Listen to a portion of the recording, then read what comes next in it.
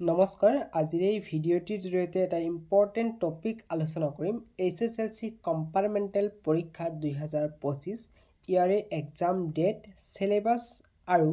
এক্সামত কিমান মাৰ্কৰ পৰীক্ষা হ'ব 45 মাৰ্কৰ হ'বনে 90 মাৰ্কৰ পৰীক্ষা হ'ব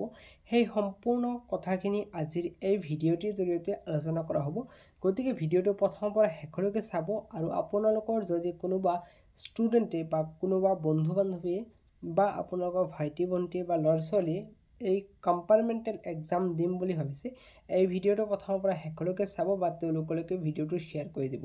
আৰম্ভ কৰিছোঁ ভিডিঅ'টি HSLC কম্পাৰ্টমেণ্টেল এক্সাম সেইসকল ছাত্ৰ ছাত্ৰীসকলে দিব পাৰিব যদিহে তেওঁলোকৰ পৰীক্ষাত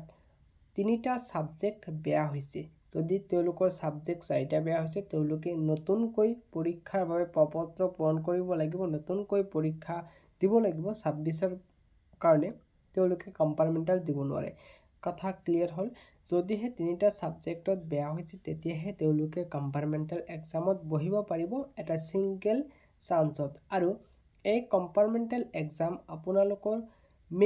মে মাহৰ ফাৰ্ষ্ট উইক বা মিডিল ভাগতো হৈ যাব পাৰে ইয়াৰ ওপৰত অফিচিয়েল এতিয়ালৈকে এনাউন্সমেণ্ট অহা নাই আপোনালোকক জনাই দিব বিচাৰিছোঁ যে HSLC কম্পাৰ্টমেণ্টেল এক্সামৰ যি প্ৰপত্ৰ পূৰণ সেইটো কিন্তু ইতিমধ্যে আৰম্ভ হৈ গৈছে আপোনালোকৰ প্ৰপত্ৰ পূৰণ 25 এপ্ৰিলৰ পৰা 27 এপ্ৰিললৈকে হ'ব আৰু আপোনালোকে আপোনালোকৰ যি ৰেছপেক্টিভ স্কুল আছে আপোনালোকে যিটো স্কুলত পঢ়িছিল সেইটো স্কুলৰ প্ৰিন্সিপাল বা হেডমাষ্টাৰৰ লগত কণ্টেক্ট কৰি আপোনালোকে আপোনালোকৰ প্ৰপত্ৰ কিন্তু পূৰণ কৰিব লাগিব অৰ্থাৎ আপোনালোকে ফৰ্ম ফিল আপ কৰিব লাগিব আপোনালোকে নিজে কিন্তু ফৰ্ম ফিল আপ কৰিব নোৱাৰে গতিকে আপোনালোকে নিজৰ যি স্কুল আছে সেই স্কুলত গৈ কম্পাৰ্টমেণ্টেলৰ বাবে ফৰ্ম ফিল আপ কৰিব পাৰিব এতিয়া পৰীক্ষাৰ বাবে আপোনালোকৰ 45 মাৰ্কৰ পৰীক্ষা হ'বনে 90 মাৰ্কৰ পৰীক্ষা হ'ব সেইটো এতিয়া কৈ দিম আপোনালোকে আপোনালোকৰ যি পৰীক্ষা আছিল সেই পৰীক্ষাত MCQ পাৰ্টত আপোনালোকে পাছ কৰিছিল কিন্তু ডেছক্ৰিপটিভ পাৰ্টত আপোনালোকে ফেইল কৰিছিল তেতিয়া আপোনালোকৰ সেই মাৰ্কটো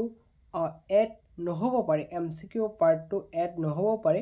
আপোনালোকৰ যি থিওৰি পাৰ্টৰ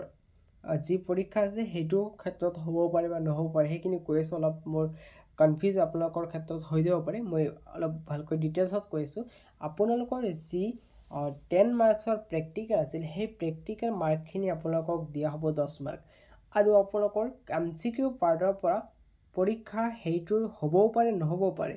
ইয়াৰ ওপৰত অফিচিয়েল এতিয়ালৈকে আপডেট অহা নাই আপোনালোকক যদিহে অফিচিয়েল আপডেট আহে মই জনাই দিম আপোনালোকে MCQৰ বাবে নতুনকৈ পৰীক্ষাত নবহিলেও হ'ব পাৰে আৰু কম্পাৰ্টমেণ্টত অনলি ডেছক্ৰিপটিভ পাৰ্টত বহিলেও হ'ব পাৰে 45 মাৰ্কৰো হ'ব পাৰে বা 90 মাৰ্কৰো পৰীক্ষা হ'ব পাৰে এতিয়া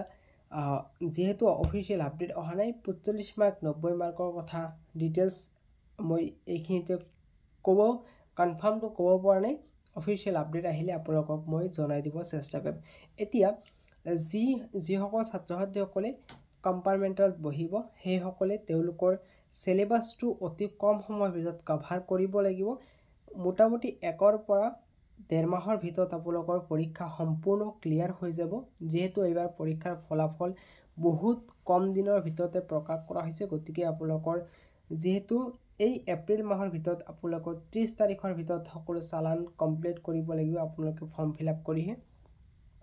তাৰপিছত আপোনালোকৰ মে মাহত পৰীক্ষা হৈ যাব 15 পৰা 20 তাৰিখ মানৰ ভিতৰতে হৈ যাব গতিকে আপোনালোকে সময় পাব 1 মাহ এই 1 মাহৰ ভিতৰত আতিকুৰি মাৰি আপোনালোকে পঢ়িব লাগিব যিখিনি ইম্পৰ্টেণ্ট হয় সেইখিনি পঢ়িব লাগিব আপোনাৰ আগতে যিখিনি পঢ়িলে সেইখিনি এপ্ৰ'চত যদি এতিয়ালৈকে পঢ়ে তেতিয়াহ'লে এই পৰীক্ষাটো কিন্তু পাছ কৰিব নোৱাৰিব আৰু আপোনালোকে যদি পাছ কৰিব নোৱাৰে তেতিয়াহ'লে আপোনালোকৰ একাডেমিক ছেশ্যন এটা লছ হৈ গ'ল আপোনালোকে নতুনকৈ কলেজত এডমিশ্যন ল'ব নোৱাৰিব এই বছৰত গতিকে আপোনালোকে এটা স্মাৰ্ট এপ্ৰ'চৰ জৰিয়তে পঢ়িব লাগিব কি টপিক পঢ়িব লাগিব কোনখিনি ইম্পৰ্টেণ্ট পাৰ্ট হয় কোনটো এৰাই চলিলে আপোনালোকৰ পৰীক্ষাৰ কাৰণে খুব ইম্পৰ্টেণ্ট হ'ব পৰীক্ষাৰ কাৰণে ভাল হ'ব সেই সম্পূৰ্ণ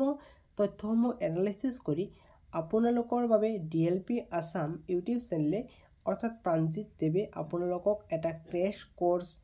প্ৰতিটো ছাবজেক্টৰ ক্ষেত্ৰত লৈ আহিছে আৰু ইয়াৰ বাবে যদি আপোনালোক ইচ্ছুক হয় তেতিয়াহ'লে আপোনালোকে স্ক্ৰীনত দিয়া নম্বৰটোত যোগাযোগ কৰি আপোনালোকে আপোনালোকৰ ছিটসমূহ বুকিং কৰিব পাৰিব। আপোনালোকক এটা ন্যূনতম প্ৰাইচ ৰখা হ'ব,